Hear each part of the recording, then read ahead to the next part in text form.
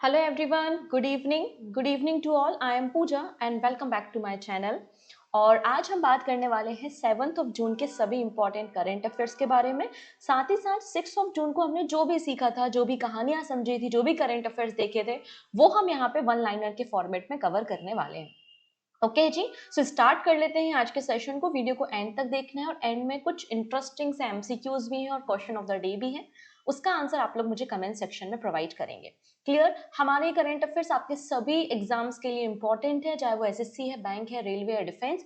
तो अगर अभी तक आपने अपने दोस्तों के साथ लिंक को शेयर नहीं किया है तो जल्दी से फटाफट से लिंक को एक बार शेयर कर दो। और ऑब्वियस सी बात है, पहली बार आए तो सब्सक्राइब कर लेना, जिससे अपकमिंग क्लासेस के नोटिफिकेशन मिल सके। जिन बच्चों का अभी आरआरबी एनटीपीसी एग्जाम चल रहा है, कैसा रहा उनका एग्जाम, कैसे रहे करंट अफेयर्स के क्वेश्चन, बिल्कुल आप मुझे टेलीग्राम पे या कमेंट सेक्शन में बता सकते हैं। और यहाँ पर जो भी मैंने रिव्यूज देखे हैं बच्चों के, उन्होंने यही बताया है कि हाँ, लास्ट 6 to 7 मंथ के करंट अफेयर्स ज्यादातर पूछे जा रहे हैं। तो अगेन मैं आपको कहूंगी, जिनका भी पेपर है वो 24, देखो पहले 23 तारीख तक आपके पेपर एंड हो रहे थे, लेकिन एक दिन का एक शिफ्ट का पेपर कैंसिल होने के बाद 24 तारीख तक आपके पेपर कर दिए गए हैं, राइट। 24 जून को आपका लास्ट पेपर होगा आरआरबी एनटीपीसी का। तो इस पूरे ड्यूरेशन में जिसके भी पेपर है, मैं उनको यही सजेस्ट करूंगी कि लास्ट 6 to 7 मंथ की करंट अफेयर्स अच्छे से पढ़कर जाना। ठीक है, चलो स्टार्ट कर लेते हैं आज के सेशन को। सबसे पहले आज है 7th ऑफ जून। तो 7th ऑफ जून को हम वर्ल्ड फूड सेफ्टी डे मनाते हैं, लोगों को बताने के लिए यार कि फूड वेस्ट मत करो। फूड के बारे में अवेयरनेस दिलाने के लिए हम वर्ल्ड फूड सेफ्टी डे मनाते हैं। यूनाइटेड नेशन ने इस दिन की शुरुआत 2018 में की थी and food and agriculture organization FAO और WHO मिलकर इस दिन को सेलिब्रेट करते हैं। पहला सेलिब्रेशन 2019 में किया गया था। नाउ बात करते हैं थीम के बारे में। तो थीम क्या है? Food safety science in action. ये आपको वर्ल्ड फूड सेफ्टी डे की थीम देखने को मिल जाएगी। चलिए अब बात करते हैं अगले पर्सन। देखो अभी आपके जो क्वेश्चन, मतलब आई थिंक कल का ही पेपर था, तो आपसे एक क्वेश्चन पूछा गया था कि प्राइम मिनिस्टर नरेंद्र मोदी के आपके जो पर्सनल सेक्रेटरी हैं वो कौन है ना। इस तरीके से क्वेश्चन एग्जाम में अपॉइंटमेंट से आ रहे हैं और ये सारी कहानियां हम लोगों ने कहीं ना कहीं अपने करंट अफेयर्स में डिस्कस की भी हैं। अब एक और इम्पॉर्टेंट अपॉइंटमेंट हो रही है यहाँ पर एस महेंद्र देव की। ये है एस महेंद्र देव, जिनको अपॉइंट किया जा रहा है as a chairman of economy advisory council to the prime minister. Prime minister Modi को अलग अलग इकोनॉमी अफेयर्स में सलाह देने के लिए इकोनॉमी एडवाइजरी काउंसिल होती है और इसके चेयरमैन बनाए गए हैं एस महेंद्र देव को, जो कि इकोनॉमिस्ट है। इसके अलावा ये फॉर्मर इंडिपेंडेंट डायरेक्टर भी रह चुके हैं एक्सिस बैंक के। ठीक है, 2024 से नवंबर मंथ से ये पोजीशन खाली थी, क्योंकि जो चीफ इकोनॉमी एडवाइजर थे, या कह सकते जो चेयरमैन थे इकोनॉमी एडवाइजरी काउंसिल के, डॉक्टर विवेक देवराय, उनका निधन हो गया था, उनकी डेथ हो गई थी। उसके बाद ये पोजीशन आपको खाली देखने को मिल रही थी। Doctor Mahendra Dev second person है जिनको अपॉइंट किया है as a chairman of economy advisory council to the prime minister. इसका फॉर्मेशन 2017 में किया गया था। ठीक है, तो आप देख सकते हैं 26 सितंबर 2017 को इसका फॉर्मेशन किया गया था। ये एक इंडिपेंडेंट बॉडी है जिसको प्रेसिडेंट के द्वारा एक एग्जीक्यूटिव ऑर्डर पास करके तैयार किया गया। तो अगर आपसे पूछ लिया जाए कि economy advisory council to the prime minister ना ही कॉन्स्टिट्यूशनल बॉडी है, ना ही स्टैच्यूटरी बॉडी है, प्रेसिडेंट ऑफ इंडिया ने एक एग्जीक्यूटिव ऑर्डर को पास करके इस बॉडी का फॉर्मेशन किया है, जिसमें कई सारे इकोनॉमिस्ट और एक्सपर्ट होते हैं जो प्राइम मिनिस्टर नरेंद्र मोदी को एडवाइस करने का काम करते हैं इकोनॉमिक मामलों से संबंधित। केवल एडवाइजरी इन नेचर का होता है। इनके जो भी सजेशन होते हैं वो कंपलसरी नहीं होती कि प्राइम मिनिस्टर उन बातों को एक्सेप्ट करें। क्लियर? अब यहाँ पे छोटी सी एक लिस्ट है, आप चाहो तो स्क्रीनशॉट ले लो, अदरवाइज पीडीएफ आपको टेलीग्राम पे मिल जाएगी। टेलीग्राम का लिंक डिस्क्रिप्शन में अवेलेबल है। क्लास होने के बाद आप पीडीएफ वहां से डाउनलोड कर सकते हैं। तो रिसेंटली जो भी इंपॉर्टेंट अपॉइंटमेंट्स हुई है वो मैंने यहाँ पे कंपाइल की है। जैसे कि chairman of fertiliser association of India कौन बने हैं? शैलेश मेहता बने हैं। President of confederation of Indian industry for 25-26 बनाया गया है राजीव मेमानी को। Global CEO of Hinduja group कौन बन चुका है यहाँ पे? वेंकटेश कोरला। नेक्स्ट है senior vice president of Swiggy Instamart Ankit Jain बने हैं। और सुदर्शन वेणु टीवीएस मोटर के चेयरमैन एंड एमडी आपको देखने को मिल जाएंगे। ठीक है, नेक्स्ट ये कौन है? पीयूष चावला, जो कि एक जाने माने क्रिकेटर रहे हैं और इन्होंने क्रिकेट के सभी फॉर्मेट से रिटायरमेंट अनाउंस कर लिया है। जब साथ में हमने T20 वर्ल्ड कप जीता था और 2011 में जब हमने ओडीआई वर्ल्ड कप जीता था तो उस टीम के पार्ट आपको देखने को मिलते थे पीयूष चावला, और इन्होंने रिसेंटली सभी क्रिकेट के फॉर्मेट से रिटायरमेंट अनाउंस किया है। ठीक है, तो ये कुछ पर्सन थे जिनके बारे में हमने बात की। नाउ बात कर लेते हैं एक इंडेक्स के बारे में जिसका नाम है climate change performance index. Climate change performance index को पब्लिश करने का काम जर्मन वॉच करती है। German watch, new climate institute and climate action network international इस रिपोर्ट को पब्लिश करती है।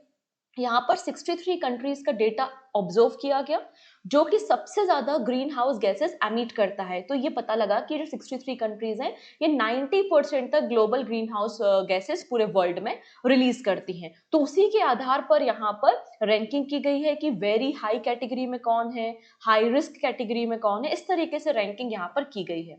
ठीक है, यहाँ पर 4 मेन कैटेगरी में एनालिसिस किया जाता है। पहला है ग्रीन हाउस गैसेस एमिशन कैसा है आपके देश का, रिन्यूएबल एनर्जी सेक्टर में आप क्या काम कर रहे हैं, एनर्जी यूज कितना है और क्लाइमेट पॉलिसी क्या है।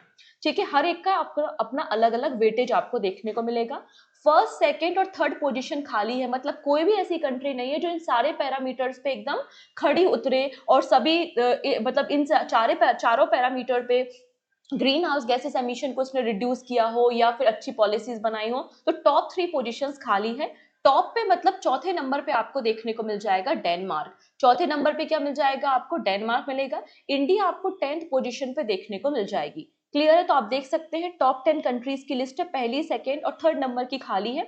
चौथे नंबर पे डेनमार्क, नीदरलैंड और यूके है। भारत आपको 10th नंबर पे देखने को मिलेगा और इंडिया का जो स्कोर है वो 67.99 आपको देखने को मिलेगा। अगर हम बॉटम कंट्रीज के बारे में बात करें तो जापान, अर्जेंटीना, चाइनीज ताइपे जिसको ताइवान भी कहा जाता है, कजाकिस्तान और कनाडा वगैरह आपको देखने को मिलेंगी। सबसे अगर टॉप आपकी बॉटम जो है वो ईरान है। ईरान का स्कोर आप देख सकते हैं 17.47 है। वहीं सऊदी अरेबिया और यूएई, तो ईरान, सऊदी अरेबिया और यूएई को आपको याद रखना है। ये तीनों country climate change performance index पे बॉटम पर आपको देखने को मिल जाएंगी। ठीक है, चलिए नाउ बात करते हैं मॉनेटरी पॉलिसी कमेटी की मीटिंग हुई थी। ठीक है, कब हुई थी, 6 जून को, और अगली जो मीटिंग होगी वो 6 अगस्त को होगी, राइट। और इस मीटिंग में जो आरबीआई के गवर्नर हैं संजय मल्होत्रा, उन्होंने इस मीटिंग को चेयर करने का काम किया था। और यहाँ पर जो हमारी रेपो रेट है उसको 50 बेसिस पॉइंट से कट कर दिया है। पहले हमारे देश का जो रेपो रेट था वो 6% था, अब ये रिड्यूस होकर 5.5% आपको देखने को मिल जाएगा। वहीं हमारे देश की जो ग्रोथ रेट है 2025-26 के लिए वो 6.5% फॉरकास्ट यहाँ पर की गई है। तो रेपो रेट 5.5 है, फिक्स रिवर्स रेपो रेट 3.35% है, एसडीएफ 5.25%, एमएसएफ और बैंक रेट 5.75% आपको देखने को मिल जाएगा। वहीं अगर हम बात करते हैं सीआरआर मतलब कैश रिजर्व रेशियो, जो अभी वर्तमान में तो 4% है, लेकिन इसको हमें 29 नवंबर 2025 तक धीरे धीरे ग्रेजुअली इसे 1% रिड्यूस करके 3% पे लेकर आना है कैश रिजर्व रेशियो। और आपका जो एसएलआर है वो 18% आपको देखने को मिलेगा। मॉनेटरी पॉलिसी कमेटी का फॉर्मेशन कब हुआ था, 29 सितंबर 2016 को हुआ था, अंडर द आरबीआई एक्ट 1935। इसमें संजय मल्होत्रा जो कि आरबीआई के गवर्नर है, जो कि चेयरमैन भी होते हैं मॉनेटरी पॉलिसी कमेटी के। इसके अलावा अदर जो पर्सन है वो है doctor Nagesh Kumar, professor Ram Singh, सौगाता Bhattacharya, doctor Rajiv Ranjan और डॉक्टर पूनम गुप्ता। आपको ये सभी मेंबर मॉनेटरी पॉलिसी कमेटी के देखने को मिलेंगे। अगली मीटिंग इनकी अगस्त के महीने में आपको देखने को मिलेगी। ठीक है जी, नेक्स्ट बात करते हैं। Andhra Pradesh to host a cricket world cup match after 28 years. 28 सालों के बाद वर्ल्ड कप, कैसा वर्ल्ड कप है ये, विमेंस क्रिकेट वर्ल्ड कप का जो मैच है वो होस्ट करेगा आंध्र प्रदेश। तो ICC women's cricket world cup की डेट अनाउंस हो चुकी है। 30 सितंबर से 2 नवंबर के बीच में इसे आयोजित किया जाएगा इंडिया और श्रीलंका में। कुछ इंडियन सिटीज में और कुछ श्रीलंका के सिटीज में इसे ऑर्गेनाइज किया जाएगा।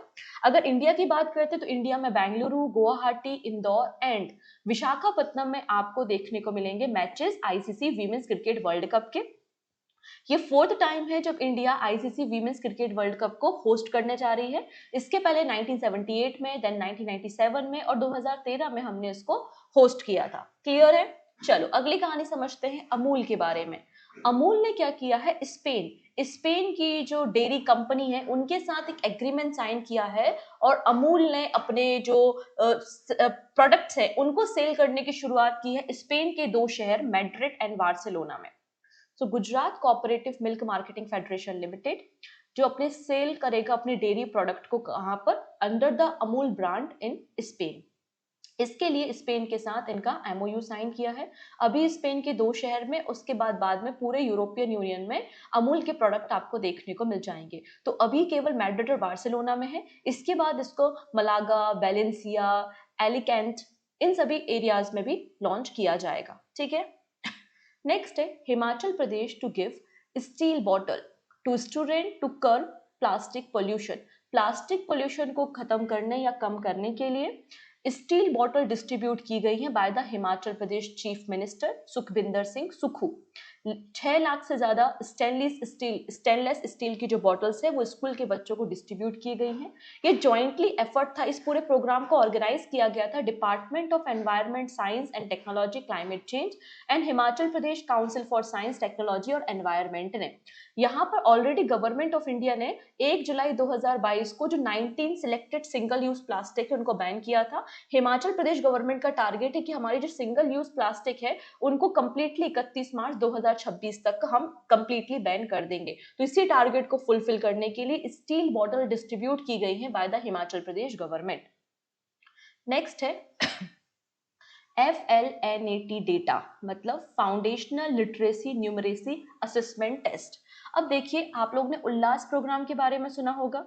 उल्लास नव भारत साक्षरता कार्यक्रम के अंदर ये टेस्ट कंडक्ट कराया जाता है, सभी राज्यों में कंडक्ट किया जाता है। इसमें 3 अलग अलग पैरामीटर, रीडिंग, राइटिंग और न्यूमरेसी के आधार पर 50-50-50 मतलब 150 नंबर का पेपर होता है बच्चों का, और उसके आधार पर सर्टिफिकेट दिए जाते हैं और रिजल्ट पब्लिश किया जाता है। ये पूरे देश का एक असेसमेंट है जो कि फोकस करता है फाउंडेशनल लिटरेसी न्यूमरेसी सर्टिफिकेट पे अंडर द उल्लास प्रोग्राम।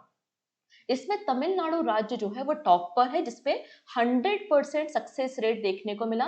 लगभग 5 लाख से ज्यादा लर्नर्स को सर्टिफिकेट यहाँ पर प्रोवाइड किए गए हैं। तो फर्स्ट नंबर पे तमिलनाडु है, तमिलनाडु के बाद आपको त्रिपुरा और दिल्ली देखने को मिल जाएंगे। इसके अलावा वो राज्य जहां पर आपको कम फाउंडेशनल लिटरेसी देखने को मिल रही है वो हिमाचल प्रदेश, गुजरात और उत्तराखंड आपको देखने को मिलेंगे एज पर दिस रिपोर्ट। ठीक है। नेक्स्ट है India England test series renamed Anderson Tendulkar trophy.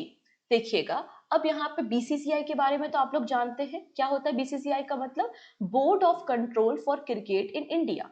वैसे ईसीबी होता है, ईसीबी का मतलब होता है England and Wales cricket board. इन दोनों ने मिलकर एक फैसला लिया है और एक नई टेस्ट सीरीज इंग्लैंड और इंडिया के बीच में स्टार्ट हो रही है, इंडिया इंग्लैंड टेस्ट सीरीज, और जिसका नाम रखा गया है क्या, एंडरसन तेंदुलकर ट्रॉफी। हम सभी को पता है इंग्लैंड के आपको बॉलर देखने को मिल जाएंगे जेम्स एंडरसन, और हमारे देश के बैट्समैन देखने को मिलेंगे सचिन तेंदुलकर। उनके नाम पे इंग्लैंड इंडिया टेस्ट सीरीज का नाम एंडरसन तेंदुलकर ट्रॉफी रखा गया है। ऐसा नहीं है कि पहली बार कोई जाने माने क्रिकेटर के नाम पे किसी टेस्ट सीरीज का नाम रखा जा रहा है। जैसे कि आप देख सकते हैं इंडिया और ऑस्ट्रेलिया के बीच में होती है बॉर्डर गावस्कर ट्रॉफी, इंग्लैंड और वेस्ट इंडीज के बीच में रिचर्ड बॉथम ट्रॉफी होती है, इंग्लैंड और न्यूजीलैंड के बीच में क्राउ एंड टॉर्पे ट्रॉफी होती है। तो ये भी कोई ना कोई आइकॉनिक प्लेयर के नाम पर ही इन सीरीज को स्टार्ट किया गया है। ठीक है। नेक्स्ट है हिमाचल प्रदेश फर्स्ट सोलर विलेज राजा खास। तो राजा खास एक विलेज है, टोटल यहाँ पे हिमाचल प्रदेश के 43 विलेजेस हैं, और उनमें से जो राजा खास विलेज है कांगड़ा डिस्ट्रिक्ट में है, और ये हिमाचल प्रदेश का पहला विलेज है जिसको डिक्लेयर किया है स्टेट का पहला village as a solar model village. ठीक है। स्टेट का पहला सोलर मॉडल विलेज आपको देखने को मिलेगा हिमाचल प्रदेश का राजा खास, जो कि सेल्फ सफिशिएंट है। इनके घरों के ऊपर रूफटॉप सोलर पैनल है जो कि सोलर एनर्जी को प्रोड्यूस करते हैं अंडर द पीएम सूर्यघर मुफ्त बिजली योजना। Recognise for achievement the highest solar power capacity among the 43 villages.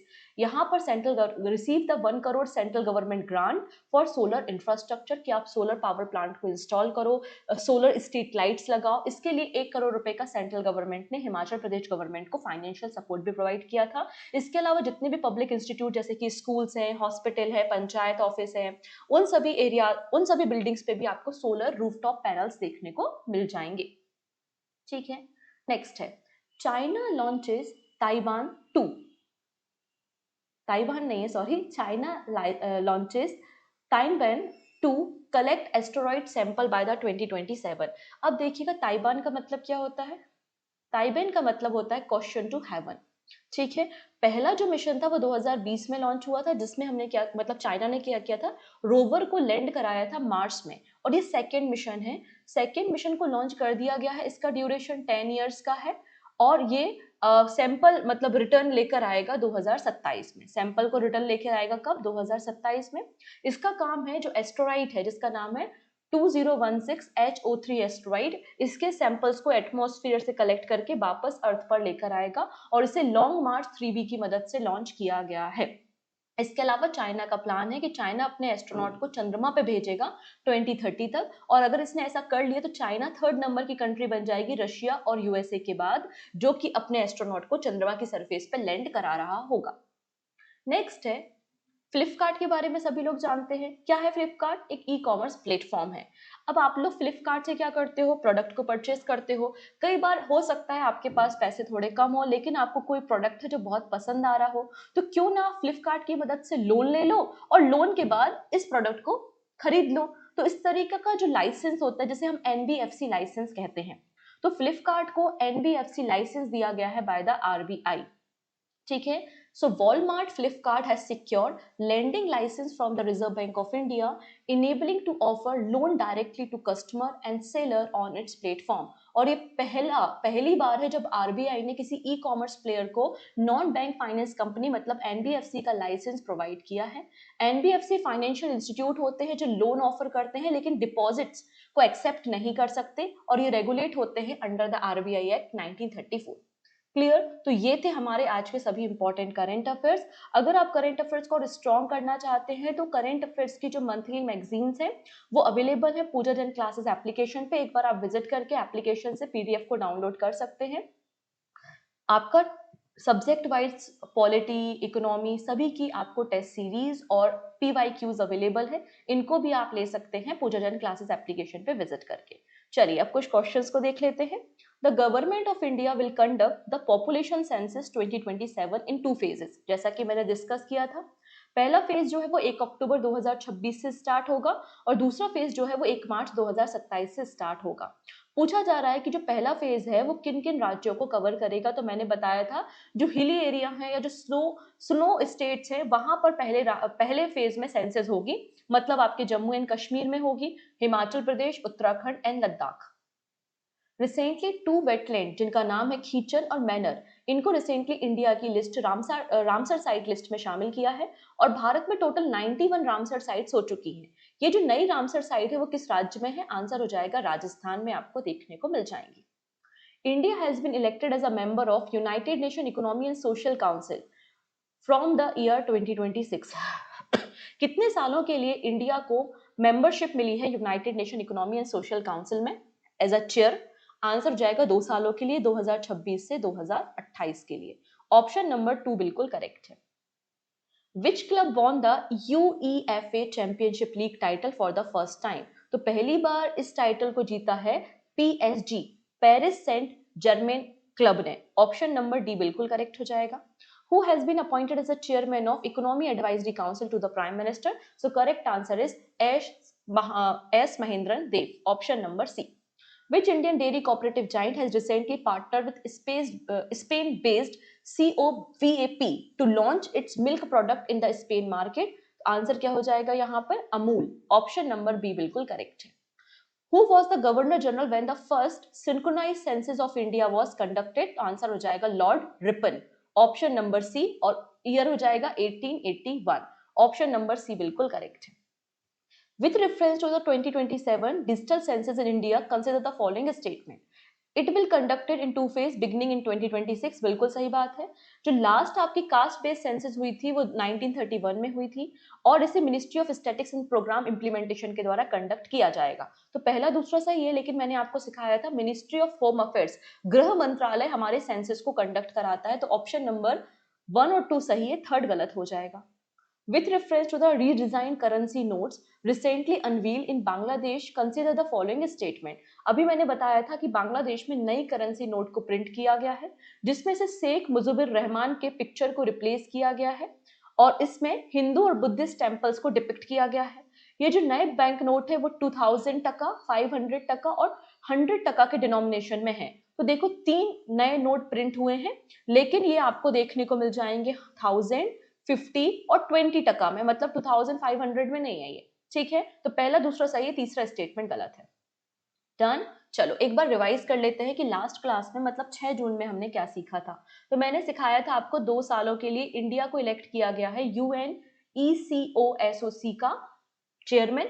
We Srinivas, इनको इंडिया की तरफ से प्रेसिडेंट बनाया गया है international institute of administrative science का, मतलब प्रेसिडेंसी जो है IIAS की वो भारत को मिली है 2025 से 2028 के बीच में।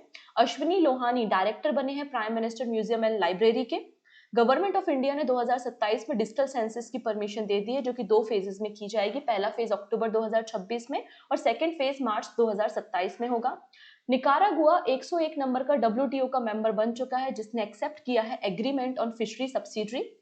लातविया पहली बार यूनाइटेड नेशन सिक्योरिटी काउंसिल का नॉन परमानेंट मेंबर बना है 2026 से 2027 के लिए।